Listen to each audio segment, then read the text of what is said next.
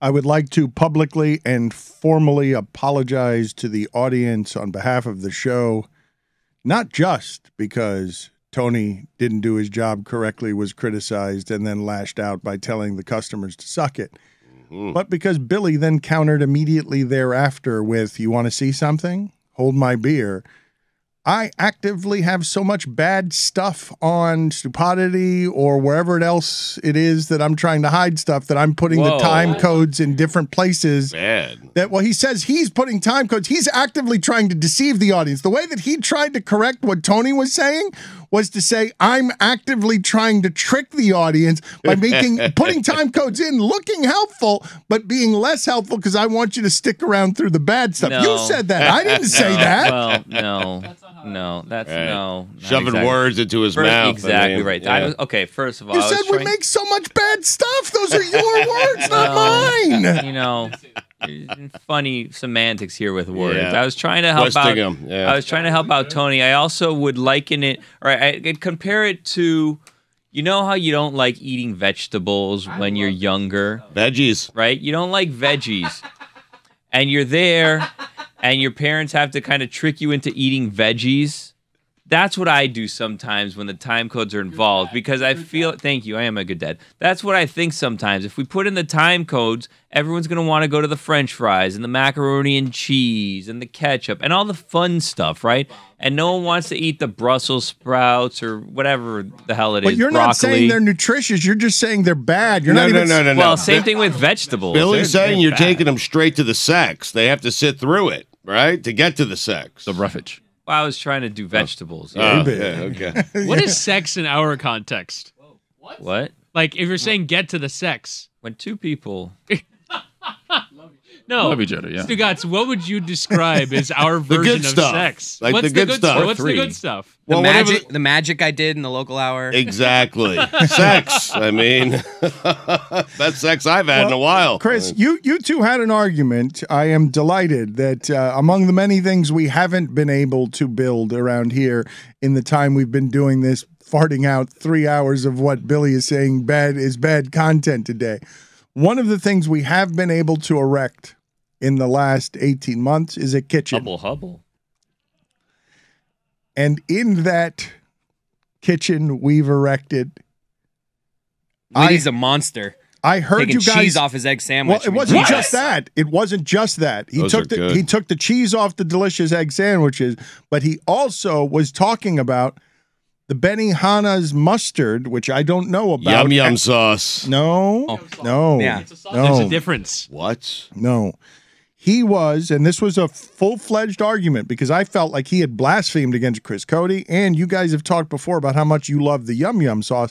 I was just shocked, though, to hear Whittingham say, and we've learned a number of shocking things about him today, that he just drinks that mustard. That it's not that he's not even waiting for the meats and stuff. He's slurping. He's mustard sludge. It's usually at the end. I love this flavor so much. Was this discontinued, this mustard? Because what they give you a ginger sauce and they give you a yum sauce. That's so it. Yes. My first Benihana experience was probably around 2008, 2009.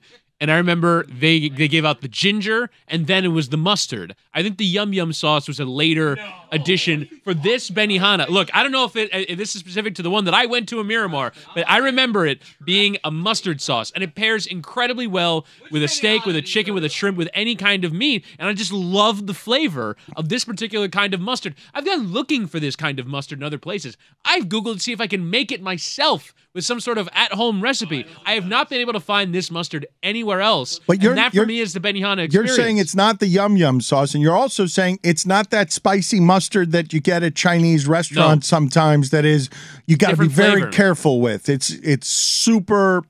It has sparks on it. If you eat too much of it, it'll hurt your inside of your brain and your skull. It's one of the ones that I've tried in the search for mustard that tastes like the Benihana mustard. Now, it could just be bang average mustard, right? It could just be like your normal bog standard mustard, but for whatever reason, this particular place and the way it pairs with the food at Benihana, Tremendous lunch option, by the way. I know a lot of people, whenever I say I like going to Benihana for lunch, like, oh, so you sit at a table and have them cook. No, they have areas where you don't have to have the whole dog and pony show. So I go there a lot for lunch. It's a very economical lunch. You go there for the dog and pony show. What are you talking about? No, you just dismiss the experience. You don't get the onion volcano? What's the matter with you? Can't have the dog without the pony.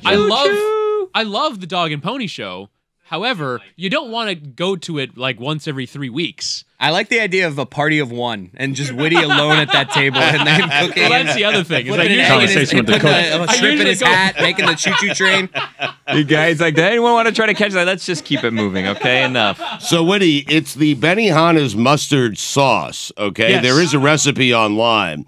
It is their version Here comes the heart. Boom. It's not a real heartbeat, guys. There's it's a spatula. It's their version of the yum yum sauce. That's all it is. But it's better. Okay. Because now they serve what is traditionally known as yum yum sauce, which has a very orangey taste. And it's just not for me. I like the I don't know what an orangey taste is. What's an orangey taste? It tastes like orange goo. Like a zesty mayo. Yeah, exactly. It's mayo. That's really of course it's mayo. It's yeah, you know what? You nailed it. It's zesty fantastic. mayo. And it's terrible. You said party of one, and I actually thought that what you were doing is reducing the dog and pony show to a dog traveling by himself sad because the pony has died, or vice versa. The pony is traveling sad. They've had a falling out. They couldn't keep the band together. They take the dog airplane. Right? Upset colleague. The dog thought he should have been paid more. The pony's like, I do more of the work. Sounds like something I know. Dog and pony show. So you can't have, put it on the poll, please, Guillermo, at Le Batard Show. Can you have just the dog or just the pony in a dog and pony show and still have the same party? Because I think it might be sad. I do understand what Whittingham is saying, though, because it has sesame seeds in it. It's delightful. It's a great sauce. Great. Now, I happen to love the yum yum sauce at like Sakura House or like a ripoff Benihana, a localized one. But to drink, Stugotz, he's drinking it. There are certain sauces that you could drink. I think Whittingham will back me up on this.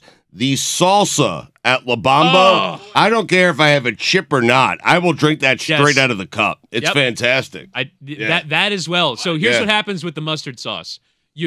They give you enough for a hearty meal, right? So the steak and the chicken and the shrimp goes in there, pour a little bit on top of the fried rice, dunk the vegetables that they give you in the mustard sauce, and sometimes there's a little bit left over. And I just love the flavor of this mustard that I stick a fork in there, put it in my mouth, and it's just the mustard sauce. You are speaking Roy's language right now. He is just nodding and smiling silently, just with great approval. You have never spoken a greater truth, according to Roy's face. Oh, yeah, absolutely. You got to finish that thing off, man. Hell yeah. It's right there for you. Finish it off. Well, this started with top 5 Roy condiments at that table. I heard that being bantied about, and so let's just throw it to Roy. I will allow him to find whatever it is, the filing cabinet is, where he has his top 5 condiments, because this is where that conversation started. Chris, why was he? Roy's not the Whittingham. We're learning is the weird eater here, and he's got a lot of eccentric stuff. But I don't mind it. I don't. I know I'm particular. I know I'm different, but I don't mind telling Chris, you know what? Not really a cheese guy. I just don't have a lot of room for many cheeses in my life. Tried a lot of them. Most of them are gross. I've never heard that sentence. You can't trust somebody who does it. Most of them are gross. There's always room for cheese. Put it on the poll, Guillermo, please. Is there always room for cheese? It's the weird grouping of words. It's the rare food item that you can't have too much of. Yeah. Like, you could say almost any food item. More cheese. You can. What's the item that's like not too much cheese? No, a cheap ballpark nachos or movie theater nachos. If you give me that liquidy cheese, the goop cheese, I'll bathe in that. No, delightful. That's not even cheese. Yep. It's not even cheese. You got to have. You can't. It's too orange gross. Goo. What do you know? You don't need cheese. What? You're saying that nacho cheese at a movie theater is not orange goo. Yellow. It's orange goo. Yellow. It's just goo. It has no representation of food of any sort. It's semantics, but it's yellow. Put it on the poll, please, at Le Batard Show. Is the movie theater cheese nachos, or are they just orange goo? And nothing else. No nutrients. It's just goo. They have a goo factory somewhere. They paint it orange and they slap it out there and they send it some sauce. It costs them 9 cents. What I love is to let that cheese sit for about 2 to 3 minutes. Yeah. And you get that top layer of skin. Of just, I don't know what it is. But Cheese it's skin. a top layer of something. And Talk to me. You dip that chip in there and you just pull that whole layer up. Best. Billy, are you publicly advocating for the cheese skin? Because it seems to have delighted you to refer to something as cheese skin, and now I'm thinking of grid of death punishment that would force one of us to be in here. We're doing that again. Well, I heard you talking about it yesterday. There are only about 40 punishments outstanding around here before we have to start another season. I think those were all forgiven, if I remember correctly. Yeah, yes, it absolutely. By whom? Yes. Me. There is something funny about me just trudging in sadly and being the only one who wants to play in like just makeup and costume. The only one diligently adhering to my punishment. Sadly coming in here and just staring at all of you as you say, hey, customers suck it. And we're actively trying to deceive them around the bad stuff. I wore a suit for a week. I don't know what you're talking about. I mean, I did. Well, let's talk about this because this makes me laugh, Stugotz. Long week. And I want the audience to walk me through something that you know that I have cared about all over the years. And I will not bore you with the specifics of why I care about journalism or why I think it's important during this particular time and in 2024 where I think these microphones are really going to matter, that I think it's important for journalism to be present so that government corruption and the behavior of rich people and power abusers can be kept in check by one of the systems. And over the years, I have seen a number of appalling things happen to this thing I care about. I will not bore you with the details of this. I will not. But I just want to take it somewhere and ask you guys a question because I think it's a place where I lose forever, and the thing that I care about doesn't actually matter to you, the people listening to me. Maybe to some of you to varying degrees, but I want to take you down the path as I see Ronan Farrow on HBO Max doing a story called Endangered, talking about news deserts and all of these places where the corruption is unchecked and our systems are failing because there aren't enough newspaper resources to tell people who abuse power, to shame them into stopping the abuse of the power. And the reason I bring all of this up is because I have a difficulty talking about some of the things that happen at ESPN, which I believe that when I was at ESPN, I talked about at their microphones without sounding like I am bitter or angry of any criticism, when I've always just cared about this thing and tried to be an ombudsman on behalf of this thing and point out conflict of interest that exists everywhere within all of this as we navigate the landscape of stupid, playground, silly journalism that you find in sports. Adam Schefter in the Washington Post, there are a lot of anonymous ESPN people crushing him in the Washington Post. A newspaper that I still think matters, but I don't think you think matters. I say this to the audience. I say this to America. I say it to everybody. I don't think that you think these entities matter that much anymore.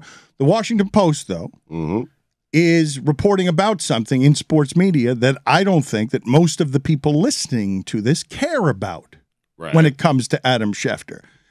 And the anonymous quotes, and again, Stugotz, I like Adam Schefter, and Adam Schefter was a newspaper journalist of the highest order. And now what has been birthed from these information guys is something different that has certain compromises that my previously held beliefs about the prehistoric dinosaur that journalism was have been dead and buried there and elsewhere, not just at ESPN. What you have in this story from the Washington Post are anonymous quotes crushing Adam Schefter with the ancillary bonus of people saying ESPN doesn't care about this. They just paid him $9 million a year. It doesn't matter whether there are conflicts and credibility hits or how this gets vetted. Or Adam Schefter is a very good man with good relationships, who has done a good job for a long time. But to be what he is now requires the touch of $16,000 in chocolate sent to sources during the holidays because everybody likes Schefter. He knows how valuable his information is, but there have been some questionable ways recently that it has been gotten, and now these anonymous quotes are in the newspaper, and I don't believe anyone cares. I believe that day at ESPN is dead. They will not announce it. They don't have to announce it. They chose journalism as an option. They didn't have to. They had conflict of interest. They've got business partners who are the league. They don't have to do journalism. And if no one cares about the journalism, and no one cares except employees, that Adam Schefter might be doing the job 98% super professionally and 2% there's some stuff here that has some conflicts in it, I don't think the people listening to this care about what I'm saying at all. I lose, and I lose forever. This gets paid, this gets cheapened, this gets bought, and I don't even mean it as a criticism of ESPN. It's a business decision they have made. Schefter and how he does this is more valuable than having it be 100% pure, uncontaminated journalism. You can stop thinking about whether or not people care. They don't care. We don't care. We just want our information. We want it quickly. We want it to be accurate. We want it to come from a credible source. Adam Schefter gives us all of that. Well, but accurate, okay? Hold on. Accurate is a tricky one. He hasn't gotten in trouble. If he's wrong once in a while, okay. But also wrong morally when he's compromised by an agent and he's advocating for Dalvin Cook in a domestic abuse situation that ceases to be his public commentary is accurate. It's not. It's the bidding of there was a victim on the bottom end of that. It's not just the accuracy of does he get the reports right. That's one kind of important. Now I'm doing the distinctions of nuance on right and wrong, Stugotz, and where journalism governs here, and journalism makes you adhere to a standard that is no longer today's standard. And by cheapening today's standard, what you allow for is that the biggest voice with the biggest microphone with the biggest platform in information went out there and did bidding for Dalvin Cook's agent on a domestic abuse case. I don't know what happened in that domestic abuse case, but it can't be that, Stugotz. Can it? Can the people listening to this not care about that either? Like you don't care, and it doesn't have to be either or. Like you're allowed to, didn't like that, and also don't mind so much that I won't steal traffic and all the things that are Adam Schefter and still trust him on everything. Those are just mistakes. But he's had a brutal 6 months and just got paid for it more than any information guy has ever been paid. Which is crazy. Because the business decision has been made. This stuff doesn't matter that much anymore. If we get it 98% right, we're fine. I think Stugotz is probably oversimplifying it by saying that nobody cares. I do think particularly in modern social media, there are a lot of people that try to deconstruct where the information is coming from, that are trying to figure out, where the motives are. This has been talked a lot about, in particular, in NBA free agency with, there has been information that's clearly come from certain places, and the Brian Windhorst rant is something of an indication of there are things that you don't know that are going on and are conflicting with the general consensus that's out there. Well, let's talk about this one, okay? Let's talk about the one that happened there, Stugotz. Does it matter to you in any way that Windhorst is doing that meme thing of pointing for 2.5 minutes? Because it would appear that there's a culture of fear at ESPN where it's got to be the reporting is Woj. Woj is our lead guy here. However it is that we get to it. Everyone fears Woj. Everyone fears disappointing Woj. Everyone fears running askew of Woj's sources or preventing Woj from doing his job correctly. It's a little bit weird, right? Well, but does it matter? Because Woj, you're saying in another one of these instances, well, my information guy, we're rewarding the behavior. Whatever it is, if you don't want to judge it and you don't want to say it's cheapening, if you don't think it worthy of criticism, there's no disputing that however it is that Schefter and Woj get their information, they've become bigger than the network. In the way, certainly than the network's news operation. Like they are the news operation. They are. There's and that power can be abused if indeed it's so that everyone is fearing so much that Windhorst, like that's a dude. There's not a story like Windhorst in the history of ESPN. Windhorst is great at his job for 20 years. No matter what you think of it, he's a journalist of the highest order in this realm. No matter how it is that you want to parse this, he's very careful about how he reports his news and makes sure that he's got the proper context on it. But there are people, you're telling me there are people at ESPN who don't want to report stuff because they want it coming from Woj? No, well, Or Woj wants it coming from Woj. What has been theorized by Amin, if you were listening here when he's been talking? Well, I try not to.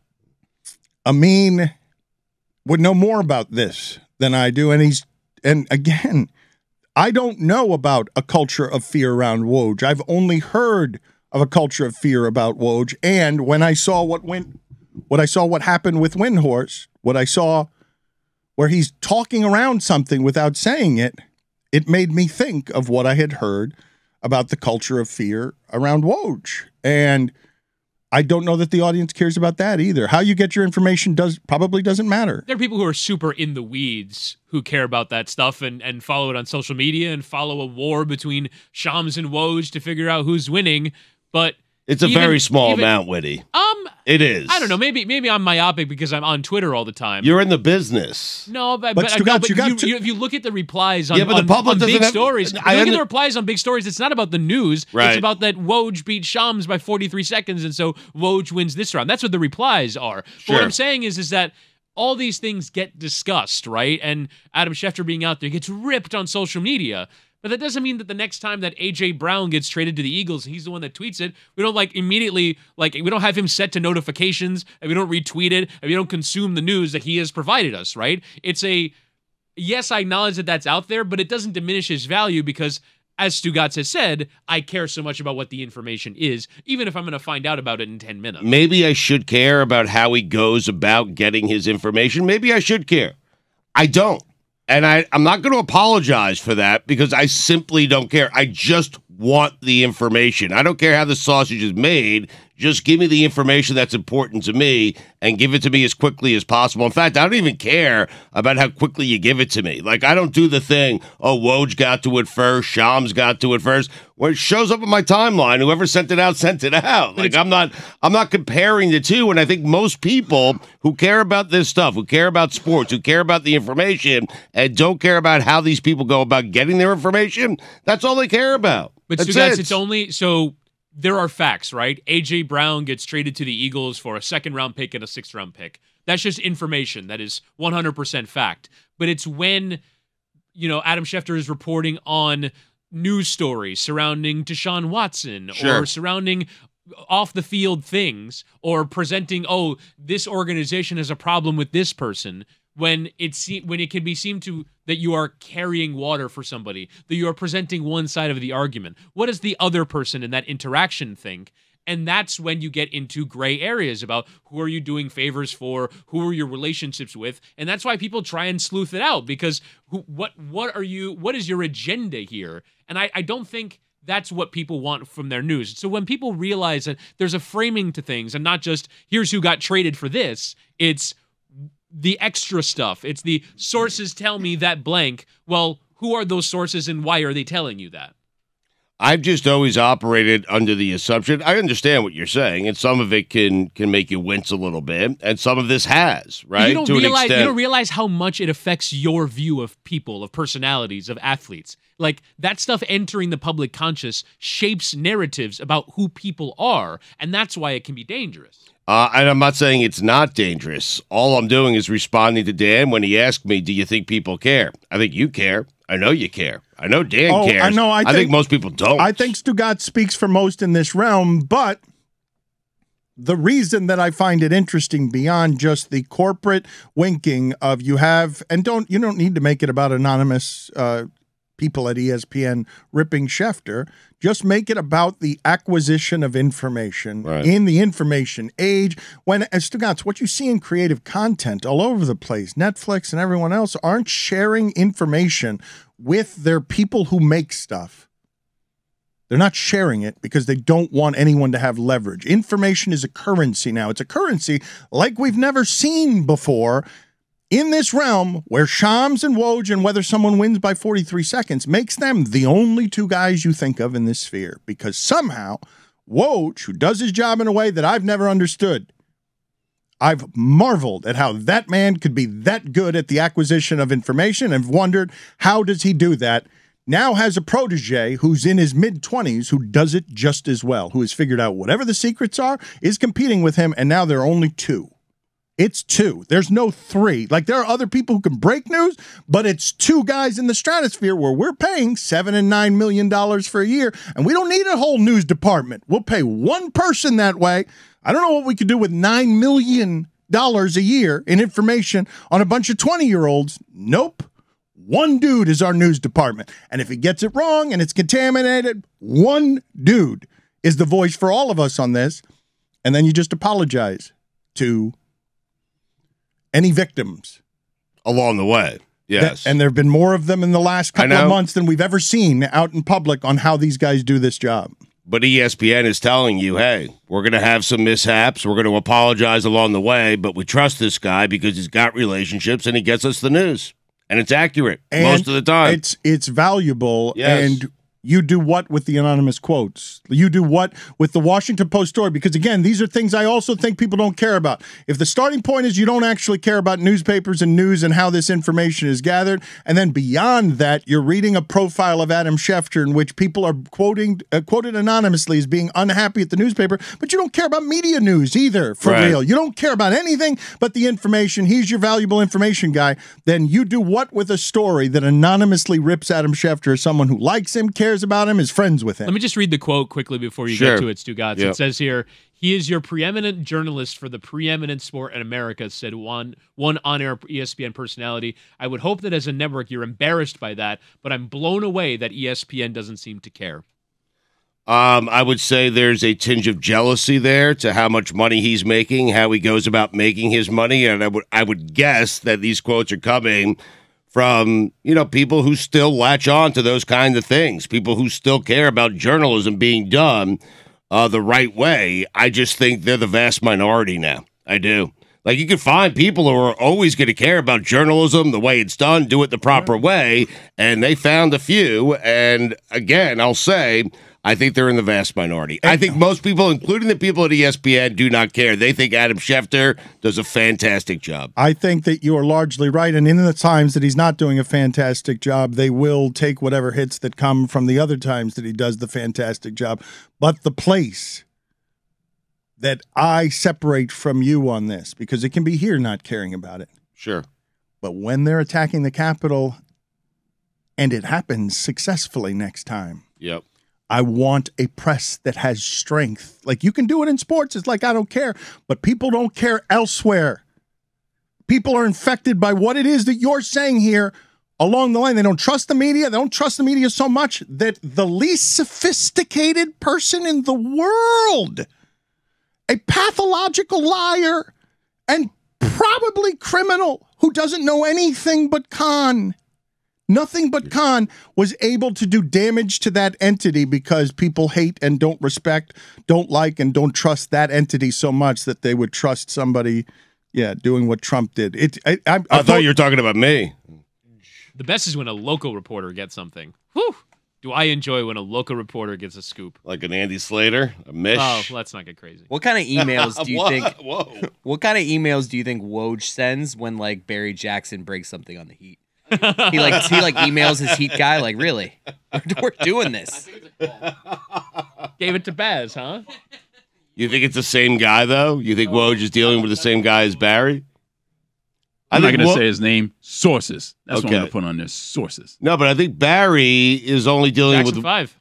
He's only dealing with one team. And so occasionally he's going to sneak one past Woj. Woj has an entire lead to cover. I didn't realize until I started working in the media that the whole reason why national guys get stuff is because there's like an information trading, and that local guys don't have anything to do the trading with.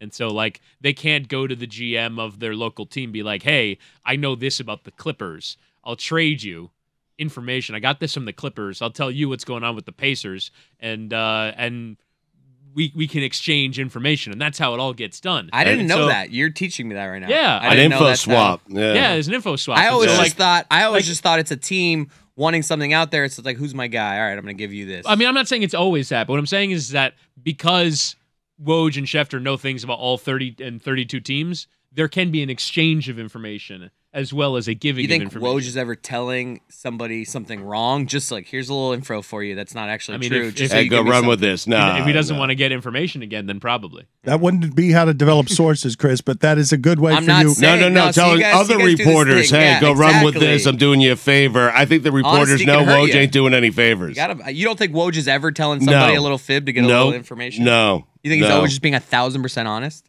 I think he might be towing a line that somebody wants out there. But I think he would probably try and vet it and see if it's true before. Like, I don't think these people go about doing their jobs unethically, is what I'm saying. I don't think he's trying to like go do a favor by telling. We just did a whole segment on how Woj is pretty unethical.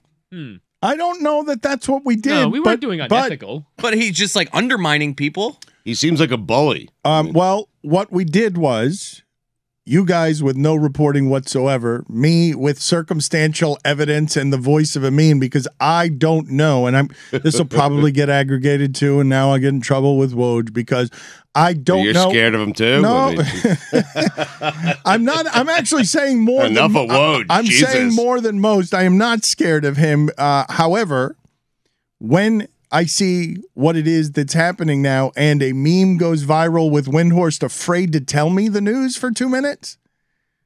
I'm watching him on television, afraid to tell me the news. And Ridiculous. it becomes, you say it's ridiculous, it becomes a meme, and I'm like, well, why is he afraid to tell us the news? And then I'm piecing together some of the things that I don't know, because I don't know how Woj does his job. But the last few years, we've got a closer look at some of the inspections on this stuff, and not all of it is, it's not ethically clean the way we used to do journalism standards, that we no longer do that way because people don't seem to care at all, including the one that's paying them the most and valuing. Yeah, it doesn't matter how you get the information. Just get the information. I do want to put forward Windhorst's point of view so as to not make it seem like this is how he feels. He has said in interviews since that he doesn't like aggregation, which is he says something on a podcast and then there's 10 headlines about it, and then his editors call them and say, why don't you report this for us? And it's because, well, I don't 100% know it, but over the course of conversation, things are going to come out that I know that I don't 100% know, but I could know. And so he didn't want to say, I think Rudy Gobert is getting traded for 4 first-round picks, because then if it doesn't happen, he looks like a boob. I'm surprised that people care about the information so deeply, and I thought care about the information business, but not about the details so much of the information business. They care about the horse race. There's a who's winning. Woj. Really? Yeah, no, seriously, I'm telling Crazy. you. Woj brought Shams into then The Vertical at Yahoo and was kind of like going to hand off. It seemed like basically Woj was tired of reporting who the G League was signing. And so it was like, hey, Shams, why don't you handle the G League? Why don't you handle like where was a random NBA player that like why don't you handle where Luke Kennard is going? I'll get the rest of this stuff. He pawned that off to Shams, the unimportant news. That seems like how it happened. And then, but I'm fascinated by this whole idea that people are afraid of Woj. Who was Woj? Why does Woj? I'll take it, Dan. Okay, why? I'll take the heat from Woj. No, but this is why never. does Woj have a monopoly on NBA news? Stugotz, this is not how this happens. Get over though. yourself. You guys say things, and ultimately, it all lands on me. Whatever. All of it lands on me. So there are any number of friendships you have cost me in this business because people sorry think about that. I control bad you. people. So go ahead, have at it. Just do it. I don't like this fear that everyone walks around ESPN living with, that Woj has a monopoly on NBA news, and God forbid anyone else dare step on his turf, on his territory, and report something that they know, because they have sources too, because Brian Windhorst has spent a lifetime covering the same league as Adrian Wojnarowski. Woj, that was me, Stugotz, saying it, co-host of the Dan Le Batard Show. That was me saying it, not Dan. Do not shove words into Dan's mouth. I am tired of people being intimidated by you. I am tired of people being scared of you. I am tired of people walking on eggshells around the Bristol campus at ESPN, especially Brian Windhorst, who should be ashamed of himself because he worked very hard to report the news. So who should be ashamed? I'm mad at everyone. He should be ashamed of himself. Woj, Windhorst for not wanting to report news. That fell apart. You got praised, and you just you imagine a viral moment with you ripping Woj, and you took out Windhorst for no good reason. All right, and Windhorst didn't say any of this. Do you want to try it again? But Windhorst is one of those guys who's like scared to report news because he of didn't Woj. say this. But I feel like he is. Stugotz, 5 minutes ago, you didn't care about any of this. I still don't. But Woj, let me tell you. Let's try it again, okay? This is Stugotz speaking, not Dan Le Batard. I co-host the Dan Le Batard Show with Stugotz. Woj, I'm tired of it. Here's the deal. You do not have a monopoly on NBA news. If other people want to report it, feel free to report it. I am tired, okay? And I felt this a bit when I was there, of people walking on eggshells around Woj. They can't report NBA news. Brian Windhorst has spent a lifetime covering the same exact league that you have covered for your lifetime. Why can't he report news? He has not Why said- can't Mark Stein report news? Why is everyone walking around afraid to report news? Their jobs are to be reporters, to be journalists, and they're not doing their job. Why? Because Woj is getting in the way. Let me be clear. Enough of him. I'm not going to follow him anymore. There's other people who have news. Shams has it. Now you're just lying. You're lying. Vesey has it. You're not unfollowing. Vesey! I mean, David Aldridge occasionally drops a story. I mean, I am done with Woj. Seriously. On deadline day, though, you gotta. No. You gotta. Shams is my guy. Your words don't mean anything, Stugotz. How do you unfollow? You guys. Oh, Dan, you have to agree with me on this. I don't have to agree with you. You should on agree this. with me on this. Be on the right side of history here. You didn't care about this 5 minutes ago, and we've already talked about it, I would say, about 30 minutes longer than after I said I would not bore this. I'm ripping people again. Bore the audience with this information about information. There are a number of things here that I think are worth discussing. Amin would have information. He's going to join us a little bit. And for those of you who prefer stuff that's reported and informed, you should know that Ethan Strauss on Substack, who used to cover the Warriors exceptionally, has written a Warriors book and covers some of this sports media stuff that some of you do like. He has written about this stuff extensively. So if Windhorse is not saying it, you should know that Ethan Strauss has been reporting it, and his information is vetted and informed. It is not contaminated like some of your other sports blogs. Can I offer a media criticism that I think we can all agree on? No. Of Woj? No, not of Woj. Of something completely different. Have you guys noticed that most sports blogs now basically exist to try and get Google traffic? So there are a lot of websites whose entire business model is how to watch the Players' Championship, how to watch Tiger Woods at the Players' Championship, how to watch Max Homa at the Players' Championship. I'm telling you, there is an entire business. I subscribe to RSS feeds to get my news, and USA Today's For the Win, I shit you not, will post how to watch the Travelers' Championship 40 different ways, so that it's how to watch 39 different golfers play in the Travelers Championship. Also, I'm on to you, The Spun, which is a sports blog that Sports Illustrated created, that's basically pure aggregation. All they do is... Are you whispering right now? Lamar Jackson makes his thoughts on contract negotiations very clear. I swear to you, there's like 15 headlines a day that are about and the final words are very clear. So when you go to Google and you see Lamar Jackson makes his thoughts very clear, clicking on that headline. Also, I'm on to you, sports blogs that do nothing but post about Paige Spiranak. I'm on to you. You're all trying to get thirsty dudes who are into Paige Spiranak. It's gross. I'm telling you, it's gross. Every single sports blog, they're just trying to draft off of the popularity of a woman who does a very good job on social media. But my word, are they trying to traffic on this? How have you described her? Hold on. You're describing her as a woman who does very good job on social media. She does a very good job on social media. She is a beautiful, she's a beautiful woman who is indisputably beautiful. She works for PointsBet, I think, which is with a sports betting service. And she's got an enormous following. And when she was at Lake Tahoe, she had a big following there. She did. It's just like all these sports blogs, they just aggregate her tweets, every single one of them. Because it does well on Google. It's gross. Are they aggregating tweets with her? Or are they no, it's just tweets. Aggregating her photo? No, it's tweets. It's just like Paige Spiranak has thoughts on Live Golf, and there's 5 headlines about it. Every single thing that she tweets about is aggregated by sports blogs. I'm telling you, I'm on to them. Seems like a good idea. You're a little late to it, but they should. This aggregation, this greedy, lazy aggregation of things should be sponsored by Stugotz. Whittingham, can we instead just have them sponsored? Can we offer money? And we want to do these cheap, dirty tricks to make business, brought to you on behalf of Stugotz. Stugotz makes his thoughts on Woj very clear. We should start our own aggregation site where we do nothing but aggregate ourselves. Go ahead, Juju, get to work right now. Get to work on Stugotz makes his thoughts on Woj very clear. How to listen to hour 1. How to listen to hour 2. We post this every single day. They make good money? Tons. I'm probably. Sometimes it is confusing with golf how to watch, though. I click on those sometimes. Like if Tiger's playing in something, I'm like, where can I watch this? I click on it, you see all the streaming. Like those things are kind of helpful. I don't need it for Max Homa, if I'm being honest. But, just kind of. Well, Max is playing with Tiger, Open Championship. I love the homie. Right. I'm just using him as an example. NFL World reacts to Brian Urlacher's controversial comments.